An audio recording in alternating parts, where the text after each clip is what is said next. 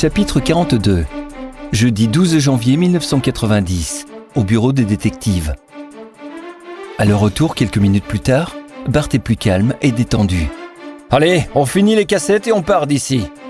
Tu as pris des notes quand j'ai été parti ? » ?»« Ouais, rien, y a rien de nouveau, on sait déjà tout. » »« Bon, eh bien, croisons les doigts. » Bart se fait craquer les doigts, glisse délicatement la 4e cassette dans le lecteur en exagérant le geste, en s'assurant que son collègue voit qu'il fait un effort. « C'est bon là, appuie normalement dessus sans en faire des tonnes. » Bart laisse échapper un petit rire étouffé. La cassette démarre. J'ai lu pas mal de livres d'histoire dans ma vie. J'adore l'histoire ancienne. Qu'est-ce qui vous passionne ? Les incohérences dans l'histoire. Il y a des incohérences dans l'histoire dont vous parlez ? Je vous ai déjà parlé des 2 types dangereux et des pyramides. Ça, c'est des incohérences. Ce n'est pas normal. Personne ne s'en inquiète. C'est bizarre, vous ne trouvez pas, docteur ? Souhaitez-vous ajouter quelque chose ? Mon frère en est en partie responsable. Votre frère ? Nous en avons déjà parlé ? Je ne sais plus. J'en ai parlé à la police, c'est sûr.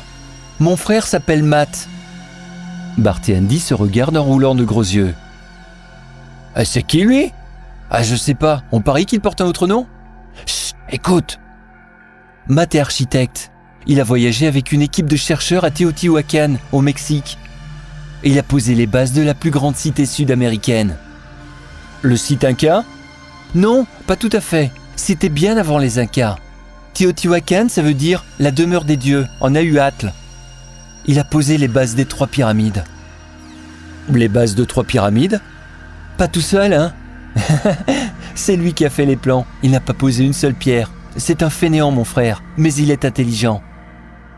Je ne doute pas de son intelligence. Qu'a-t-il fait ensuite ? Oh, la même chose que pour les pyramides de Gizeh. Il a aligné les 3 pyramides sur les 3 étoiles centrales de la constellation d'Orion. Quand on est en pleine jungle, c'est comme en plein désert. Le ciel est magnifique pendant la nuit. Ah bon ? Pourquoi a-t-il fait cela ? Pour le design et aussi pour la cohérence entre les sites. C'est un artiste. En plus, il a aligné l'avenue principale, qui s'appelle l'allée des morts, sur les Pléiades. C'est un joli amas de 3000 étoiles, dont une douzaine sont visibles à l'œil nu depuis les 2 hémisphères. En quoi est-ce un problème ? Eh bien, en fait, ce n'était pas le seul. Il a aussi aligné d'autres sites au niveau de l'équateur, comme le Machu Picchu, Ollantaytambo chez les Incas, Mohenjo-Daro au Pakistan et aussi l'île de Pâques. Andy et Bart prennent des notes. Ils n'en croient pas leurs oreilles. Andy réagit. Cap Canaveral est aussi proche de l'équateur. Ça sort d'où tout ça ? C'est ça que le toubib appelle des petits détails. J'arrive même pas à écrire les noms. Il est complètement taré. J'arrête de noter. C'est juste du délire. Le R final résonne en même temps que le bruit du stylo qui roulait sur le bureau. Et votre frère a fait cela tout seul ? Je vous l'ai dit, il est architecte. Comment se déplaçait-il aux différents endroits ? En aérospace, c'est facile tant qu'il y a de l'énergie. D'ailleurs, il a oublié d'effacer plusieurs traces en partant. Ah bon ? La station de ravitaillement était à Teotihuacan.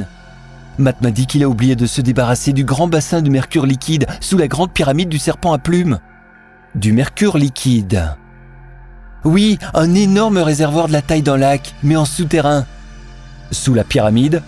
Oui, sous la première pyramide, celle pour laquelle il a fait des plans. Il y en a une autre ? Andy appuie sur le bouton pause. Juste pour info, le mercure n'existe pas à l'état liquide dans la nature. Alors pour qu'il soit liquide, il faut réaliser un processus complexe en le chauffant à haute température. Le liquide est toxique et difficile à extraire. C'est vraiment n'importe quoi. C'est trop compliqué pour les gens de l'époque. Je m'en doutais un peu, hein. Une piscine de mercure. Pire, elle a dit un lac. Continue, hein.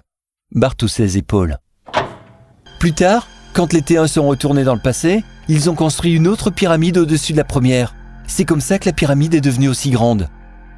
Comme une poupée russe ? Oui, et ils ont fait la même chose avec les autres pyramides. Mais ils ont fait quelque chose encore pire.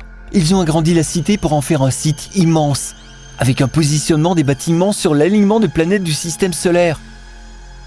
Ils ont même dévié un cours d'eau pour représenter précisément la distance de la ceinture d'astéroïdes proche de Jupiter. Ils sont même allés jusqu'à placer un bâtiment très loin de la cité, dans la ligne droite de l'allée des morts, pour symboliser une planète au-delà du Pluton. C'est un problème? C'est dramatique. C'est un anachronisme flagrant. Les gens de l'époque n'ont aucun instrument pour voir des planètes aussi lointaines. Même maintenant, en 1989, vous n'avez pas encore découvert cette planète. Comment les archéologues pourront-ils expliquer que le peuple fondateur avait des connaissances aussi poussées en astronomie? C'est tout simplement impossible à expliquer. Je vois. Votre frère dirigeait les opérations, c'est bien cela. Oui, c'était un chef, un bon chef d'équipe, mais il est trop impulsif, il ne réfléchit pas assez. Ah bon? Il a fait des erreurs avant de rentrer en 2084. Il m'a dit qu'il a oublié de charger les sphères pour le générateur temporel. Elles sont restées dans la pyramide. Des sphères? Il faut de l'énergie pour alimenter le moteur électromagnétique et créer une distorsion du temps avec le générateur. C'est pour ça qu'on utilise du mercure liquide et des sphères dorées. Je ne sais pas en quoi elles sont faites, mais elles sont nécessaires pour le décollage et de manière générale pour la lévitation. Pour votre aérospace? C'est ça. Aussi pour des appareils de lévitation qui ont servi à soulever les pierres. Quelles pierres? Comment pensez-vous que les pyramides ont été construites? Il fallait bien amener les pierres et les poser aux bons endroits. Donc on a donné un petit coup de main à la population. On a fait la même chose en Égypte, ça va plus vite ainsi. La lévitation, évidemment. Il a aussi oublié le mica sur les murs d'une salle où les chercheurs ont fait des expériences. C'est ennuyeux si un jour des archéologues trouvent plein de mica sur les murs. Ce sera difficile à expliquer. Et ça sert à quoi? Ça sert à protéger les murs de la chaleur, tout simplement. Où est votre frère maintenant? Il est... Elle hésite, soupire et ne dit rien pendant plus d'1 minute. Le docteur Van Meulen lui pose de nouveau la question. « Mon frère n'est pas ici. » Vous voulez vous arrêter? Oui. Bart s'étire sur sa chaise, fait craquer les os de sa nuque et du dos en soupirant. Complètement folle, la nana. Andy réfléchit. La lévitation magnétique pourrait effectivement se faire en utilisant du mercure liquide et un champ électrique. Mais de là à faire décoller son camion... En aérospace, elle insiste là-dessus. Ouais, si tu veux, j'y crois pas à son histoire. Bah pourquoi? Tu croirais les autres? Bah non plus.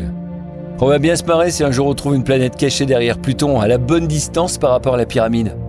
Ah ouais, et la même chose pour le mercure liquide, les balles magiques dorées et le mica, hein. Bon, pour la cassette hypno, je te la laisse. Je me suis déjà tapé la 3e cassette tout seul. Ok, ça marche. Il était plus de 21h quand Bart a terminé d'écouter la dernière cassette. Après avoir téléphoné à sa femme pour la prévenir qu'il aurait un peu de retard ce soir, il rejoint son associé au bar voisin. Rien de plus, hein, tout comme les premières cassettes, sauf qu'elle a dit qu'elle n'est pas partie dans le passé avant 1972. C'est-à-dire 72, hein, si tu préfères. Oui, mais quoi exactement? Bah c'est juste qu'elle s'est appropriée des éléments de l'histoire et qu'elle s'est auto-persuadée de les avoir vécus. En fait, on lui a raconté ce qui s'est passé et elle l'a intégré dans son histoire et ses souvenirs. Quand? En 2084? Bah ouais, hein. Je viens une fois de te le dire. La petite fille a entendu des histoires de gens qui sont partis dans le passé et ont influencé le futur. Et elle s'est construit une histoire, elle a créé de faux souvenirs, comme si c'était elle qui était allée. Ouais, donc maintenant, elle maintient qu'elle vient de 2084? Ah ça oui alors, plus que jamais. Elle dit que les gens qui voyagent dans le temps vieillissent plus vite. C'est pour ça que Min et elle semblent avoir 10 ans de plus. Elle a parlé de son frère? Ah ça oui aussi, hein. Elle a dit qu'elle a vu son frère dans des livres d'histoire. Ah bah voyons, manquait plus que ça. Bah si le mec n'est pas méchant et qu'il ne tue personne, moi ça me va, hein. Ah tu m'étonnes, on a déjà arrêté la folle, pas à peine de chercher des fantômes.